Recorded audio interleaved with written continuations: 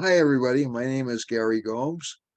I'm here to talk with you about Vedic astrology and how it's going to impact the world and your world over the next week or so. Now, one important thing has changed over the past few days, and that is, let me give you some background on myself like I normally do. I'm a Swami of the Temple of Kriya Yoga. I'm also a 32-year practicing astrologer. I have had articles in Mountain Astrologer and Express Storyteller in India, the Astrological E-Magazine in India, the NCGR Journal, which is a large astrological association, the ISAR Journal, and a variety of other publications around the world. I've been writing about astrology for about the past, I'd say around the past 24 years. So no, more than that, the past 28 years. And I'm also a long-term fan of astrology. Started my interest in it when I was around 10 years old. Interest in palmistry and tarot around 19, and then for a variety of reasons didn't get really around to studying any of those fields until my mid-30s. And and during that time, Vedic astrology was relatively new in the country, not brand new, but relatively new. And I joined the American Council of Vedic Astrology. I became a board member. I spoke at the conferences. After a while, the council split into the Council of Vedic Astrology and the American College of Vedic Astrology. I taught at the American College of Vedic Astrology from around 2003 to 2004 onward. And I was the vice president of the Council of Vedic Astrology from 2004 to 2007, and the president from 2007 to 2010. I went back for my doctoral degree in 2010, 2009, 2010. So that kind of took about a few years off, but I was still teaching. I was still doing astrology charts. And I wasn't writing as much. So, when you're in a doctoral program, you tend to write a lot about other subjects. And I was in an education doctoral program, not an astrology doctoral program. But I still taught at Kepler College. I started teaching at Kepler College in 2007, and I also started teaching. I taught at Direct Academy. I have and still teach at Direct Academy. I teach at the American College of Vedic Astrology still, and I also do classes for Kepler College. I was a short-term board member at Kepler, but unfortunately, personal responsibilities interfered with that role. So it was better for me to leave as a board member than for me to continue to stay. The other thing is I am launching my own astrology school. I do take students on independently. I do charts still. I'm fully retired from the Commonwealth of Massachusetts now, so I have a lot more time to devote to astrology. And you'll see that reflected over the next few months in increasing videos. I would encourage people to like, subscribe, and share this video with other people. I really appreciate it. It really helps me in terms of building the quality of the website. We're at around 400 plus subscribers right now. I'd like to increase that obviously to 1,000 people, so we can monetize according to YouTube rules. But the monetization isn't really quite as important to me as reaching as many people as I possibly can and giving you good, solid information, non-panicky information um, about what's happening astrologically. I think one of the things that's, and I've fallen victim to it as well over the past few months. Oh, by the way, I am working on a book, and I'm also working on getting other channels started on YouTube. So stay tuned for more details. But I've already discussed these with you, and to me they're pretty exciting. I hope they will be to you too. The so um, the major thing about the astrological weather or the weather forecast is over the past few months, we've had some pretty lousy astrological weather. Okay.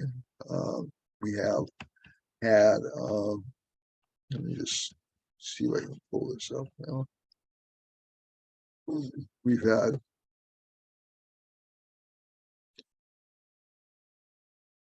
Mercury somewhat compromised in particular, which is essentially the bearer of news in the astrological chart. We have had um, we have had um,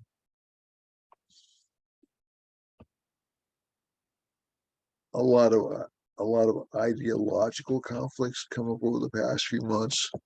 A lot of scandal, a lot of what I would call uh, fake outrage over uh, what has been happening on both sides of the political fence. I'm going to share this right now, just so I can share this. I made a mistake. This is the second time I've done this, so I'm going to make sure this chart shows.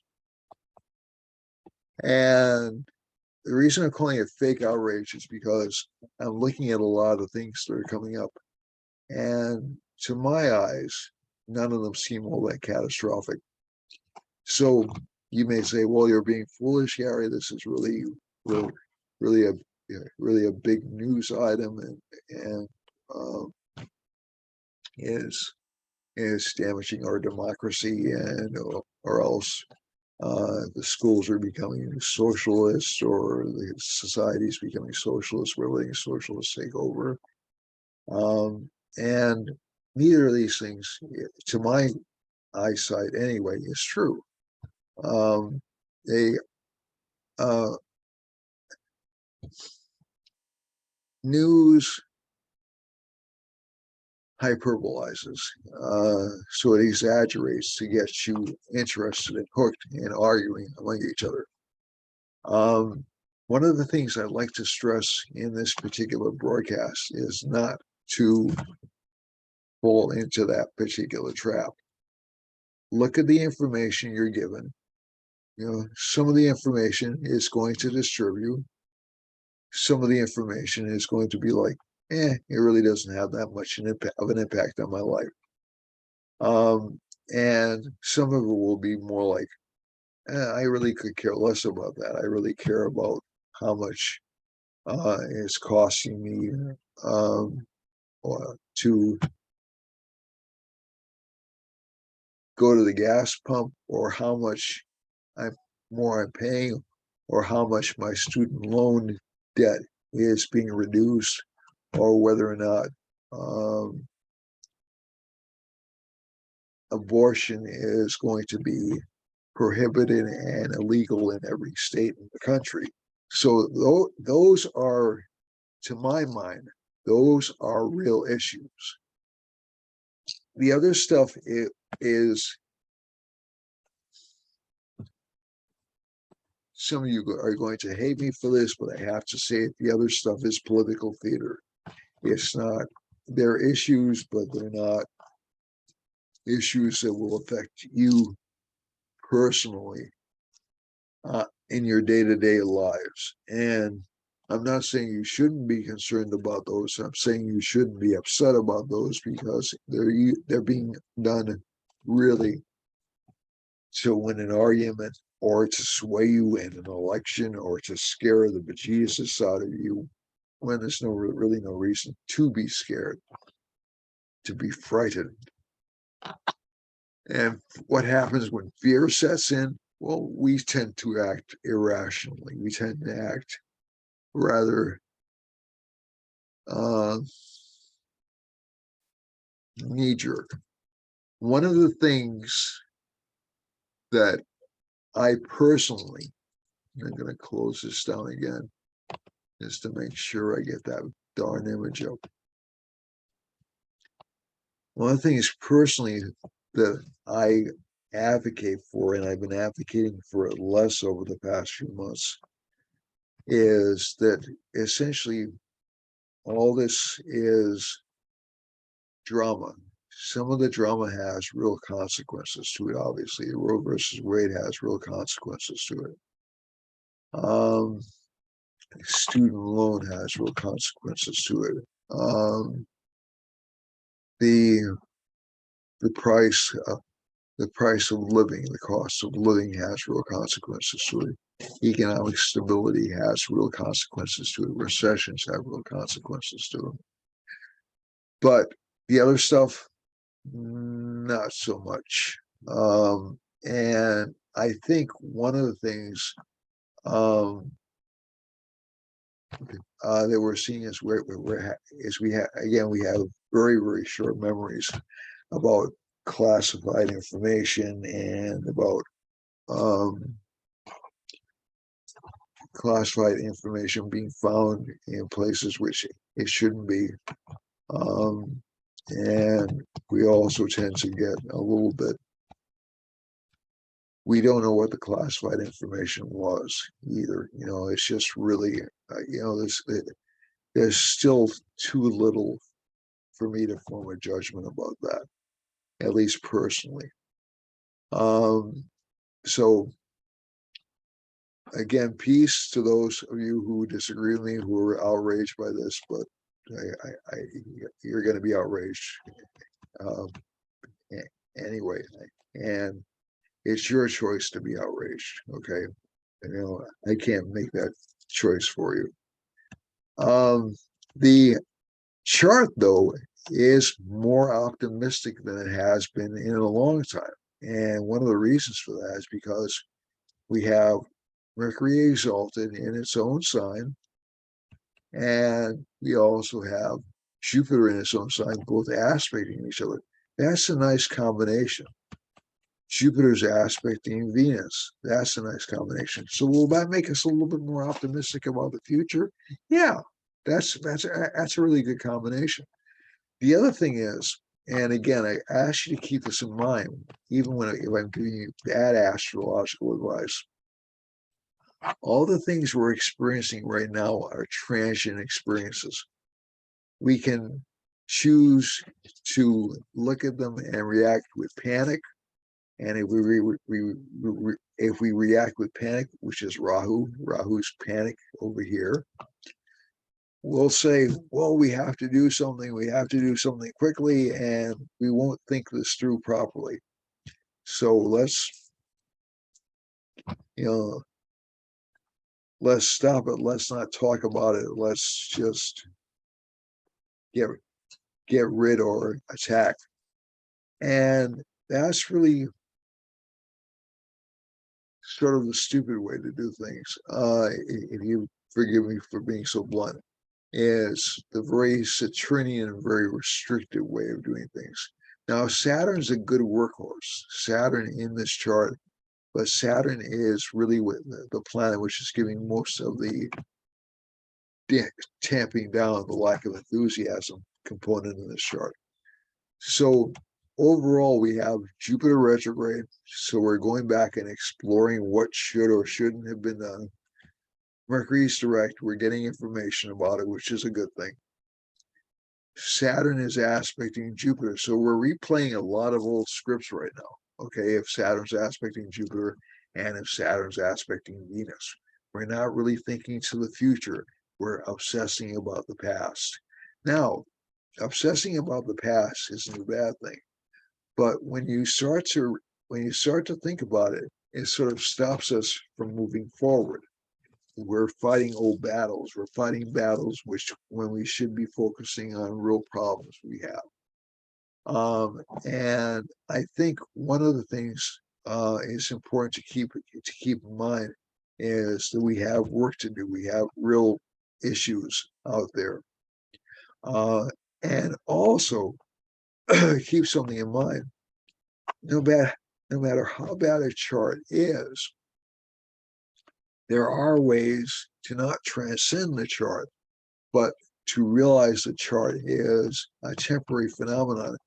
Every hardship, every outrage, um, every bad attribute is not set in stone.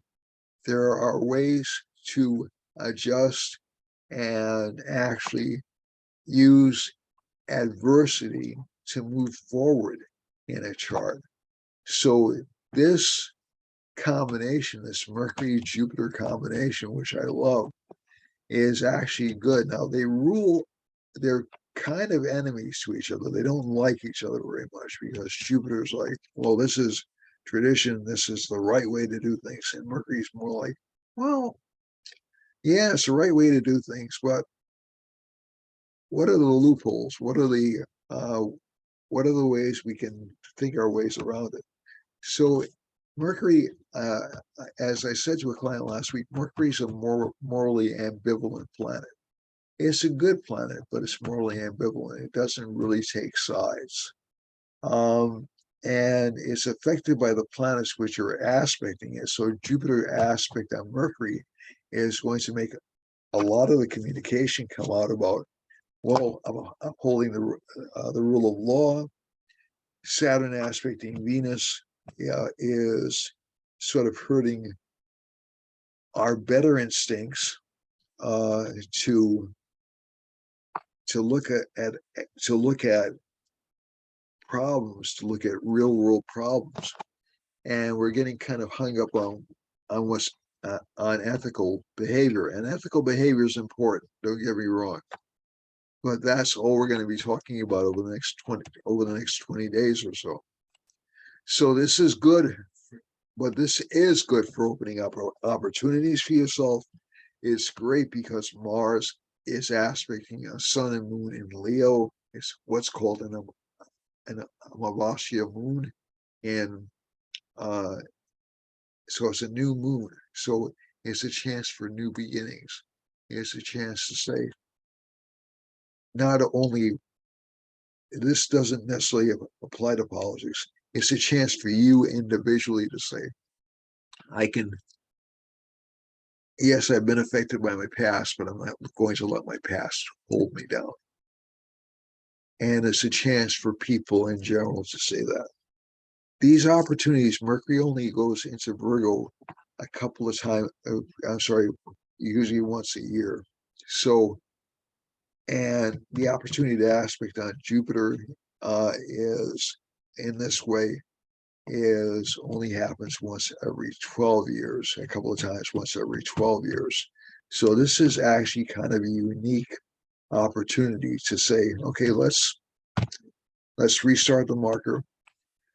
And as I saw somebody say online this week, I can't remember who it was, I think it was Ray Grasson, and said that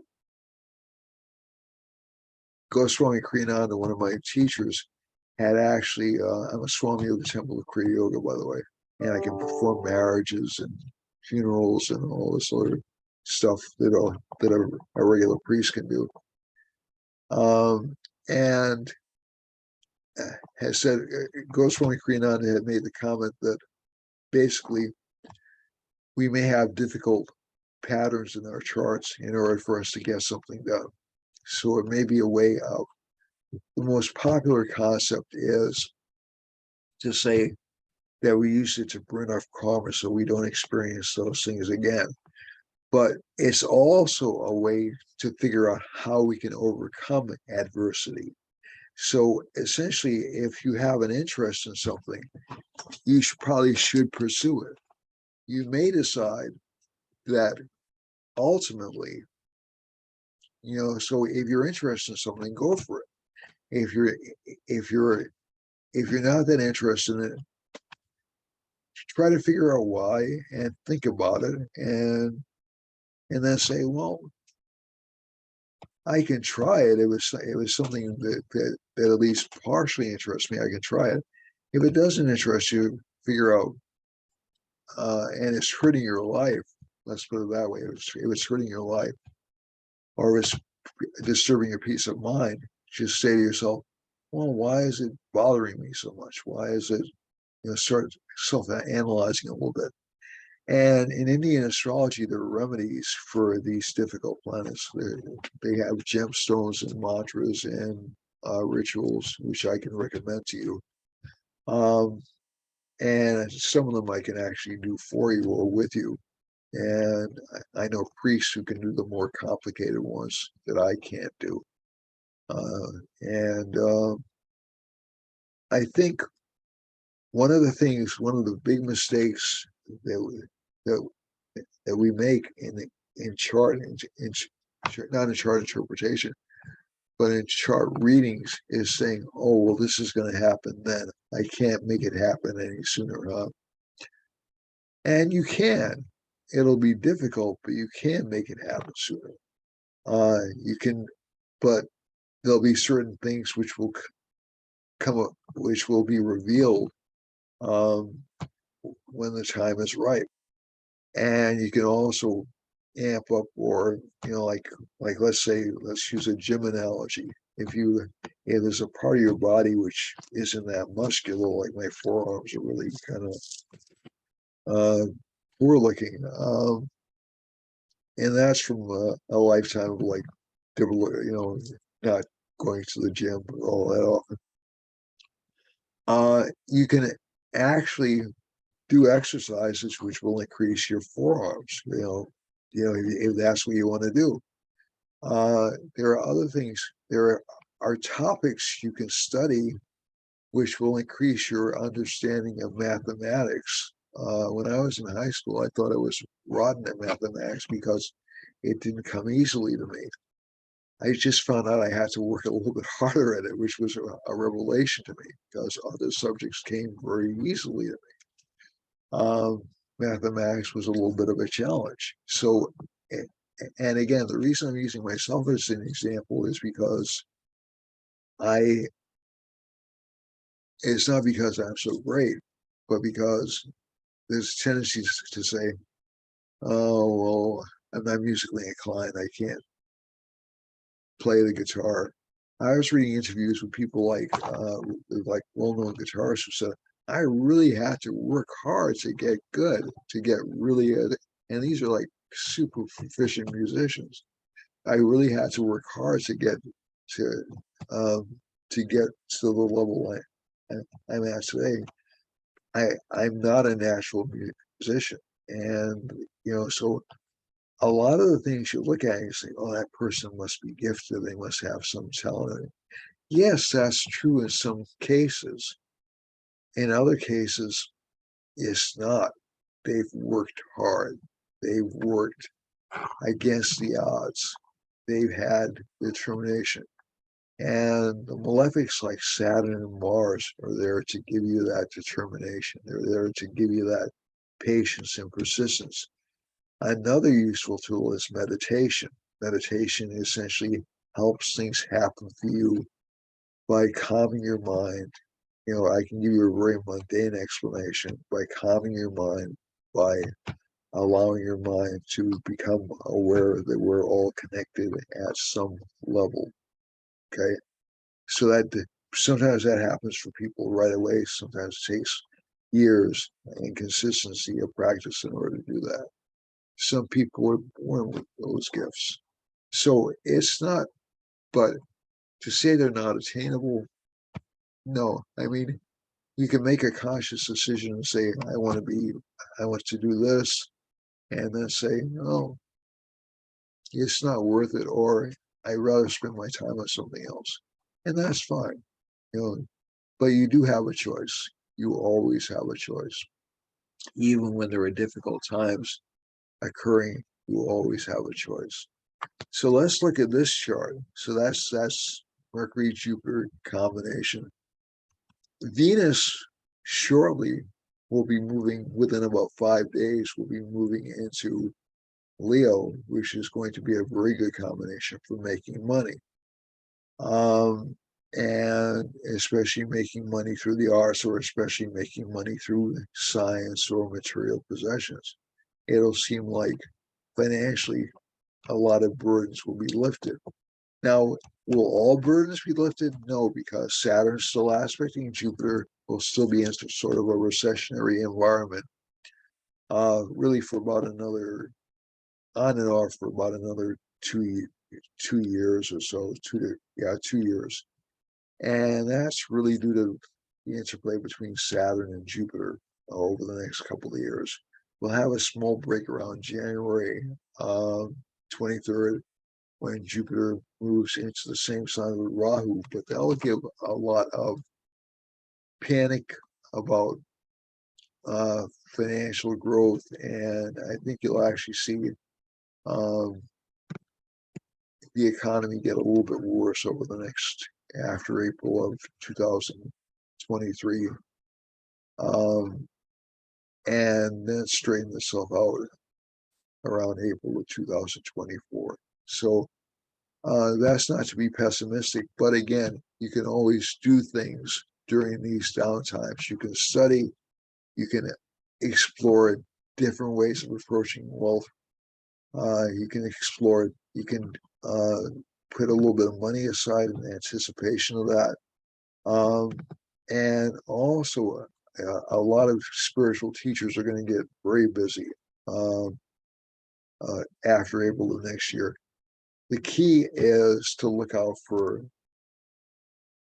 bad spiritual teachers versus good spiritual teachers. You'll see a lot of scandals connected with gurus and teachers over between April of 2023 and roughly May of 2024. So be on the lookout for that, and be on the lookout for who you link up with. Also, there'll be a lot of pressure on marriages just because of Saturn's aspect on Libra, and also Saturn's aspect on Aries next year. And that's also being affected right now. In terms of the world at large, you still have Ketu, which gives us a little bit of fuzziness about the economy, and Rahu's in the seventh house, which still gives a lot of dissatisfaction with leaders.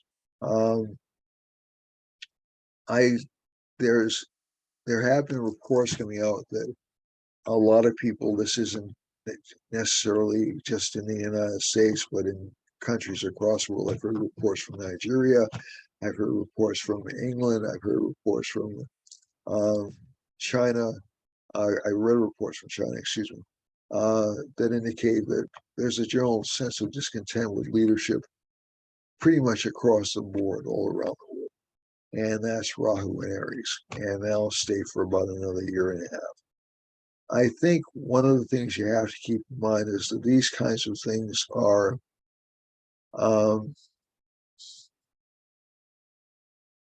they don't go away quickly. So let's look at the world map. I'm going to close this again and open it again.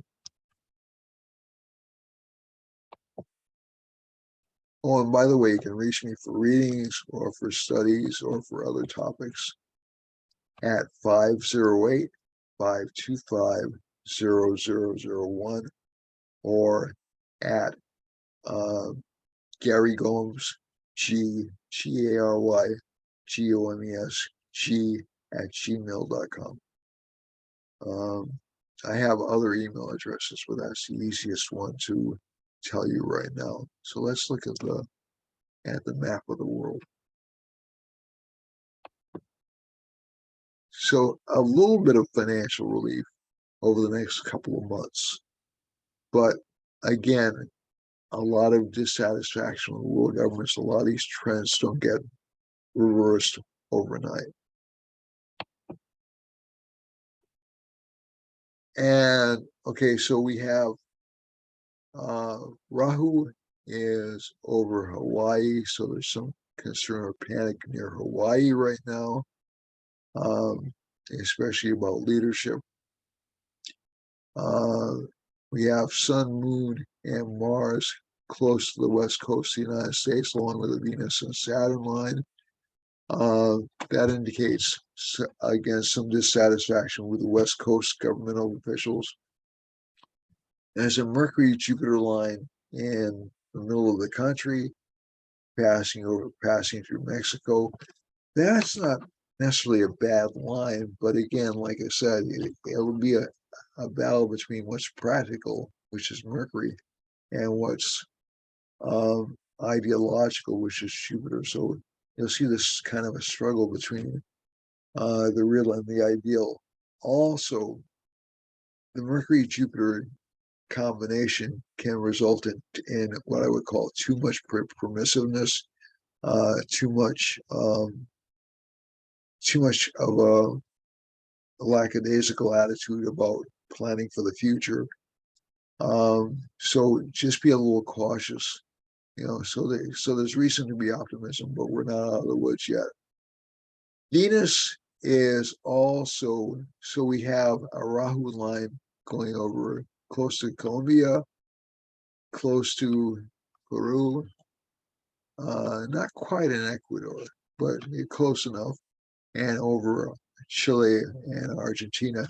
And some of those countries, as you probably heard me say in recent broadcasts, have installed what are essentially socialist governments. Now, socialist is not really a bad term. We're not talking about communist governments. We're not talking about dictatorships. We're talking about socialism. Socialism's more neutral. And a lot of people are kind of panicked about, attempts at one world government and things like that. And again, I just caution you that when people are poor, they'll elect the person who promises to get them out of it. So this is a local phenomenon. This is not a national conspiracy. This is not an international conspiracy. Rahu and is passing through Brazil, so we can expect some kind of governmental scandal there, especially because of the sun being close to that. And there's also a Mars line, so I'm not sure that there's going to be some violence in Brazil. Hope not. And also, let's see now. Also, there's a Mars line going over Scotland and into Norway, all the way over to China. Okay, so you follow the Mars line just a little bit. It starts here and it runs like that, right? So all these parts of the world are going to be troubled by either now the earth changes. That's too strong a word. In Brazil, there may be some kind of an ecological disaster or some kind of major flooding of or some kind of ecological scandal coming up in Brazil. But in north of England, it looks more like it's connected with the media. There'll be a scandal connected with the media in England and in Spain and in Northwest Africa. The other part is, and there'll also be some violence connected with the media in a way I can't quite pinpoint. But Rahu's passing through Turkey, so there'll be increased panic about earthquakes there and increased panic about government there in all through Eastern Europe. Okay, so Eastern Europe is still suffering under that sense of uncertainty it has since Ukraine was invaded by Russia. And again, I'm going to say this, I'm not going to get into details. There's more to the Russian invasion of Ukraine than we're hearing on the news overall, but I'm not going to get whopped into defending what the Russians have done. The Russians have done inexcusable things. Okay, so I mean, but Um, and so let's see now, down here, there's a Venus and a Saturn line coming up through um, Saudi Arabia and Iran and us. So those two countries will have some domestic problems as well, some economic problems to be sure. Um, the Saturn-Venus conjunction indicates some kind of obscure or illegal technology too, by the way. The Venus-Saturn line goes up through here, over here, and I'm sorry, that's not the Venus-Saturn line. There's a Sun and Moon line over here, and that indicates some trouble with the Iranian government, some trouble with uh, Afghanistan government, and some problems with the Pakistani government. Mercury, Jupiter, Moon line. There'll be some um, increased prosperity in India, but they'll still have some financial worries. And just because of Mercury being in Virgo, I think you'll still see some disease problems, but there'll be some financial improvements. I know that Apple's moving its phone manufacturing facility to um, India, so this could be a representation of that. And also China over here just looks like a mess to me. There's a lot of panic, a lot of uncertainty. The people are very upset, and there'll be violence in China. The location of Taipei here has me a little bit worried. I've seen more visits from the United States over the past couple of months than I normally have. Um, that could be viewed as provocation. It could be viewed as the United States offering support. And I'm tending not to worry about it that much. I don't think there's a Saturn-Mars line here. I don't think anybody's really going to move. The Saturn line goes over Korea, though, so Korea is going to have some economic problems as well over the next few months. And so will both North and South Korea, and so will Indonesia and Guinea and Australia. There's a panic line running through Australia close to New Zealand, so those countries are going to be more panic prone than they usually are, more scandal ridden than they normally are. There's a Jupiter line running through New Zealand, which kind of saves it a little bit, but also indicates to me that they're not really trying to think of the right word to put it, they're not really in the real world right now. So let's see where the biggest problems are. Yeah, that Saturn-Mars line over here between Japan and a Sun-Moon line, so dissatisfaction with Japanese government, Chinese governments, and also over here near Turkey and into Saudi Arabia and into Sudan, we have this really kind of difficult Venus. I'm sorry, not Turkey, but we have this Iran, North Iraq, and Sudan, and down into Mozambique, et cetera, et cetera. Down into South Africa. So those parts of the world will be in a little bit of conflict. Rahu gives some panic in the government, some panic over the economy in Turkey and in Eastern Europe. That part of the world is very earthquake prone. This region of the world overall is a large belt, earthquake belt, like right here in northwestern Turkey, and the Greek islands are also part of that entire chain. Scotland, it looks. I'm focusing on Scotland just a little bit, probably too much, but I think they're going to get a little bit ticked off. And Brazil looks difficult. Western United States doesn't look too smooth. Uh, the middle part of the United States, probably some conflict between conservatives and liberals in that part of the country, and that's true in Mexico as well. And some concern again in Brazil, possible financial issue, not collapse, but financial issues or financial panic in Brazil. And but again, Venus is intersecting that line, so it shouldn't be all that melodramatic. And you'll see Venus actually starting to do some good things over the next week. So let's go to, but again, keep in mind, you definitely have control. This world is,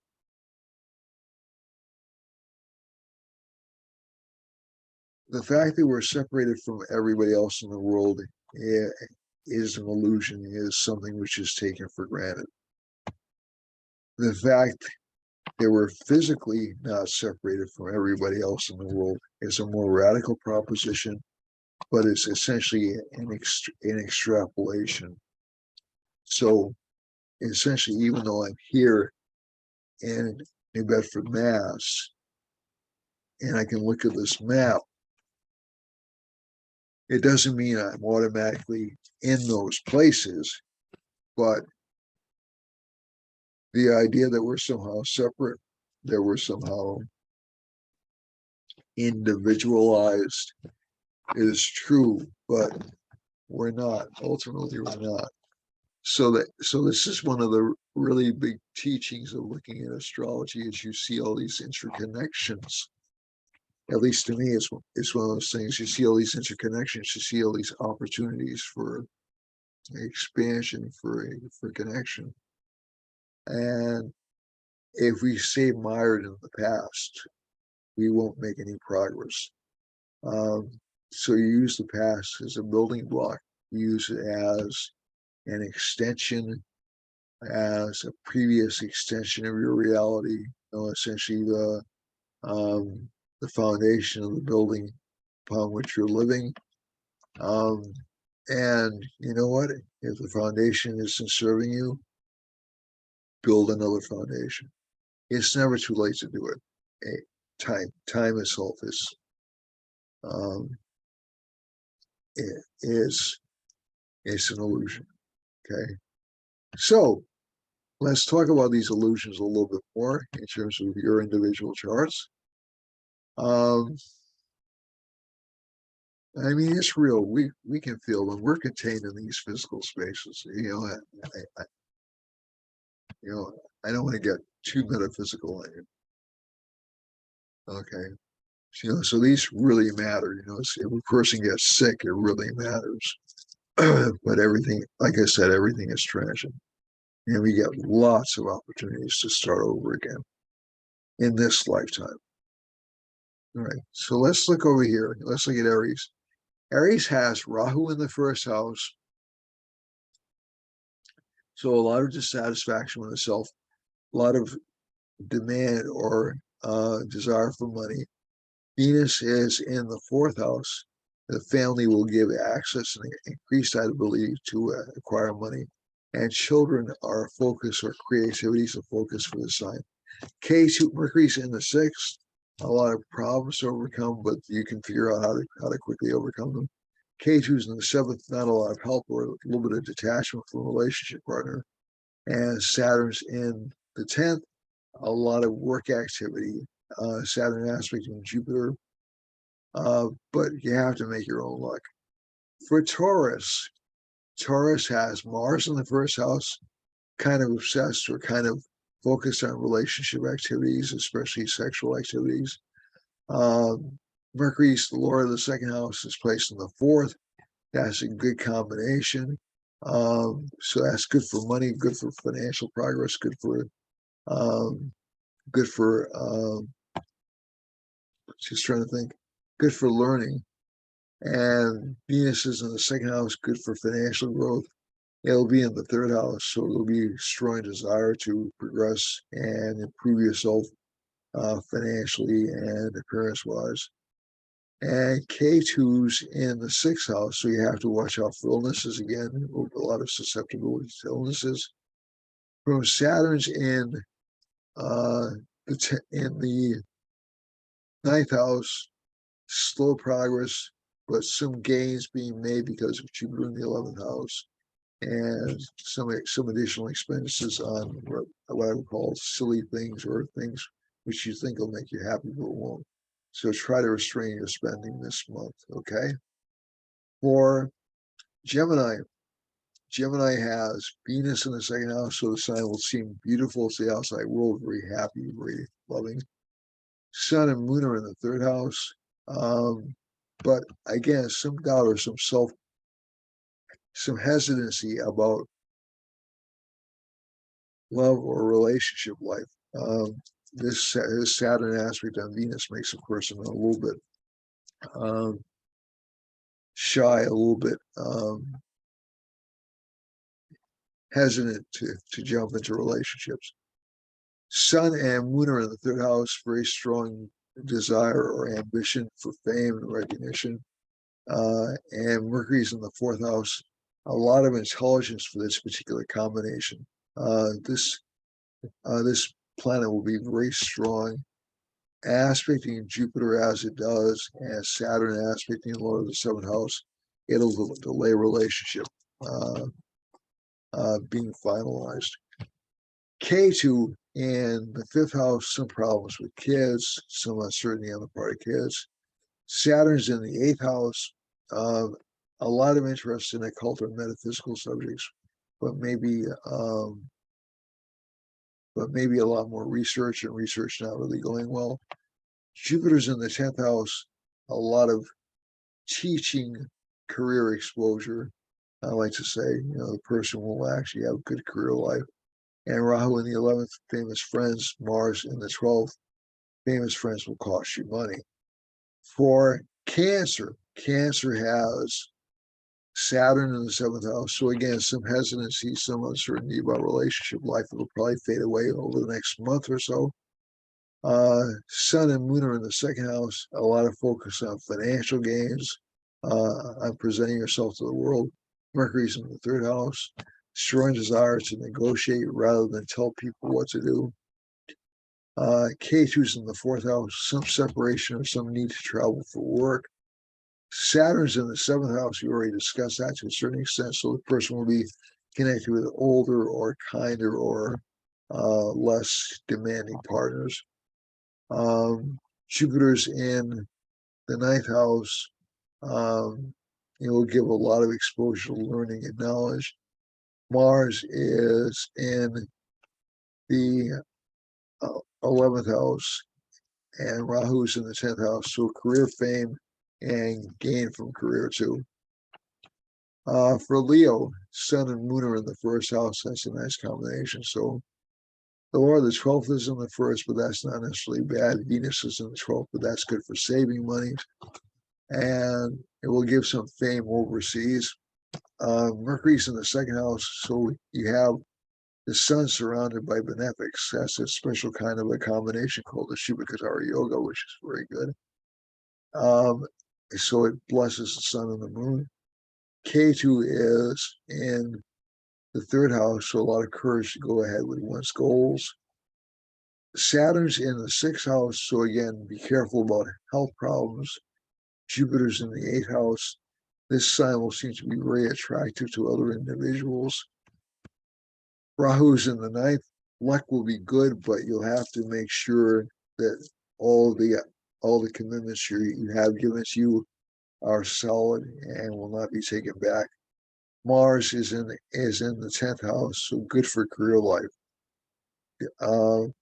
For Virgo, we have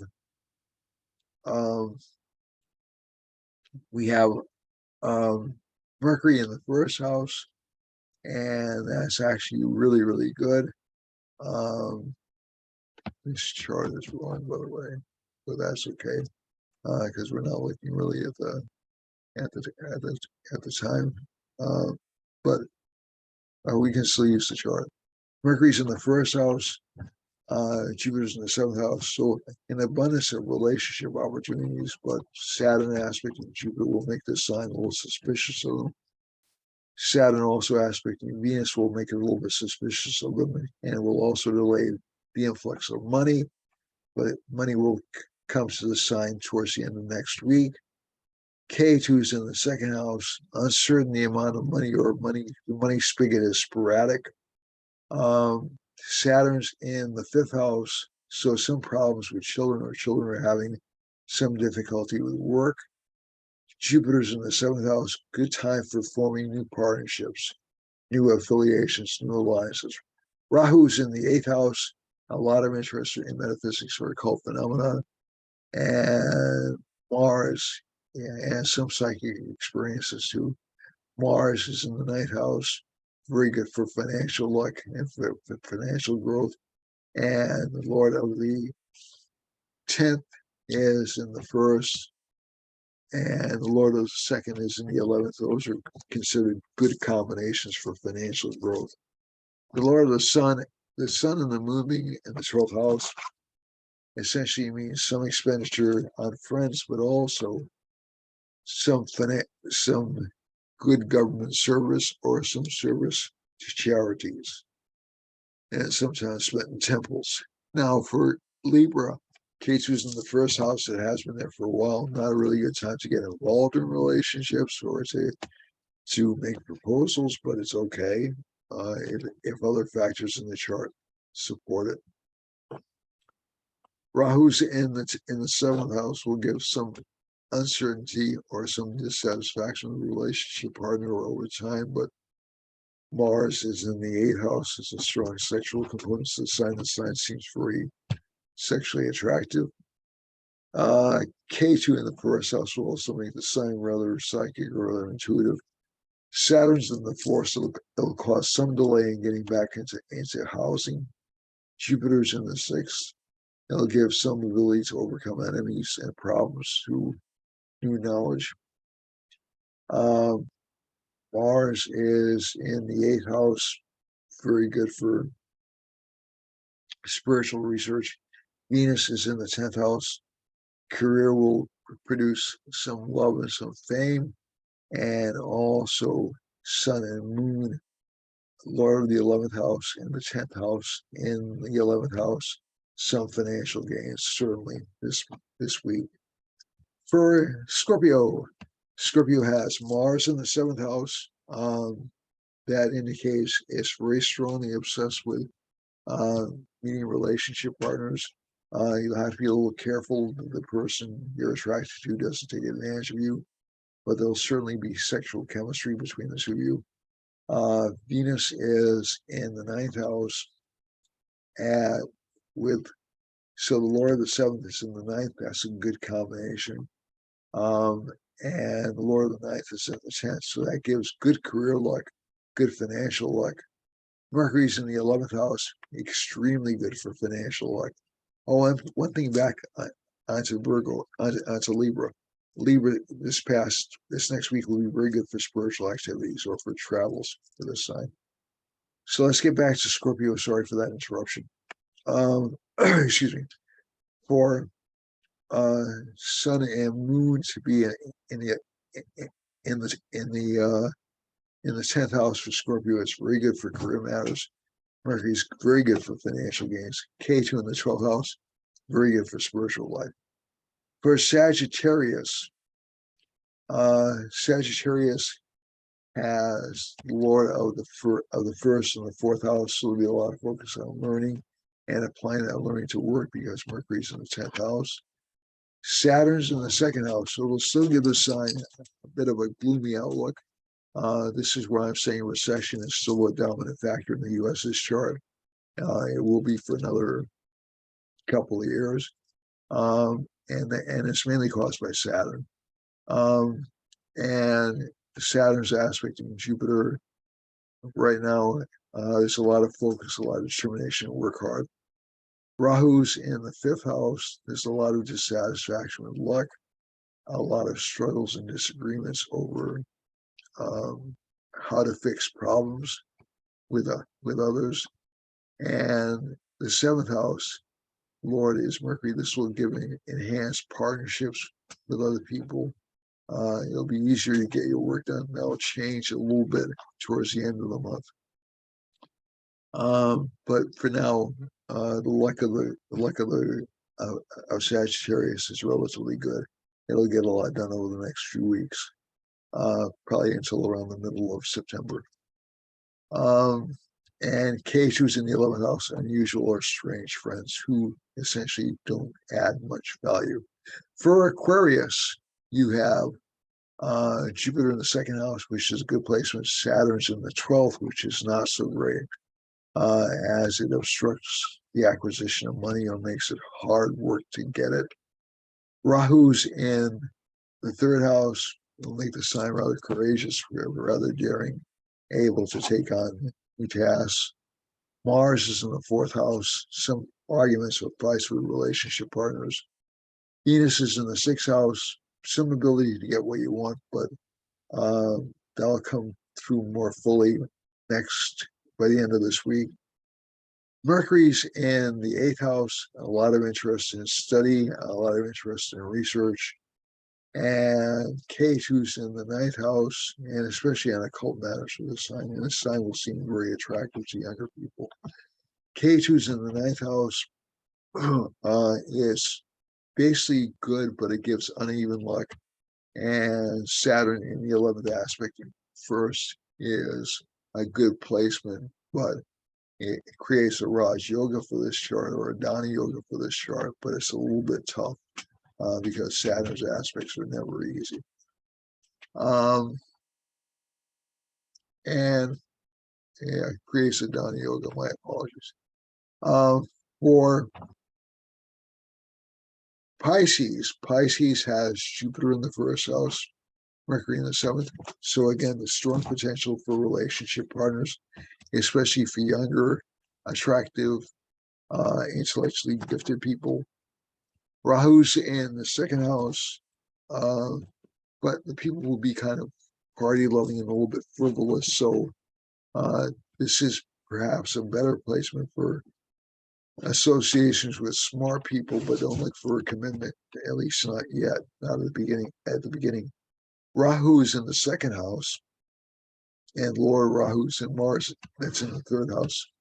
So this gives a very strong placement for gain of finances, aggressive behavior connected with finances. Venus is in the fifth house, good chance for love affairs. But within a few days, Venus will move to the sixth house. It will give good ability to overcome obstacles and good ability to overcome problems with women. Mercury's in the seventh house, like I said, a lot of social activity, a lot of potential relationship opportunities. But again, like I said, they'll be of the more flirty type and the more committed type. If that's what you're looking for, then you've hit the gold mine. If you're looking for a more committed relationship, it's not so great. K2's in the eighth house. Unusual or unexpected spiritual experiences are usually indicated by that combination. Saturn's in the 11th house, and that's very good for financial growth, but slow. So that's it for this week. That's all I have to say. I hope you all have a wonderful week. I love you all. Don't forget, you're in control of your lives to a very large extent, maybe entirely. So don't let that out of your grasp. Okay? All right. I love you all. Namaste, and see you next week. Bye.